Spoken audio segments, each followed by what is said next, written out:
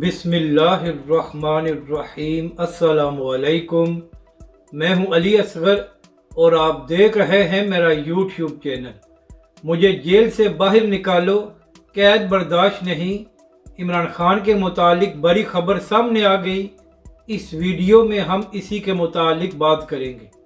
ناظرین کرام، عمران خان صاحب توشہ خانہ کیس میں اٹک جیل میں گرفتار ہیں، جس کے بعد پی ٹی آئی کی جانب سے پاکستان کے مختلف شہروں اور خاص طور پر بیرون ملک پروٹیسٹ کیا گیا ہے۔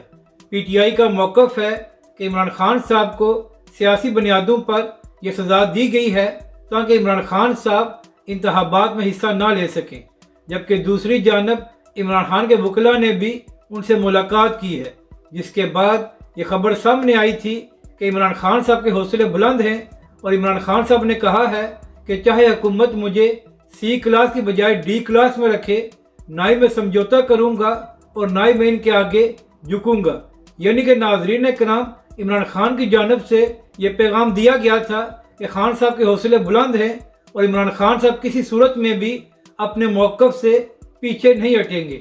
جبکہ دوسری جانب آج جیل ذرائع سے بھی ایک خبر سامنے آئی ہے۔ ناظرین کرام، جیو نیوز نے جیل ذرائع کے حوالے سے یہ خبر دی ہے کہ عمران خان صاحب نے اپنے وکلاء سے بات کرتے ہوئے کہا کہ مجھے جیل سے باہر نکالو، یہ قید مجھ سے برداشت نہیں ہو رہی۔ اس کے ساتھ ساتھ جیل ذرائع نے یہ بھی دعویٰ کیا ہے کہ عمران خان صاحب اپنی قید سے نہایت ہی ناخوش ہیں اور انہوں نے اپنے وکلاء سے کہا ہے کہ جلد از جلد مجھے رہا کرو۔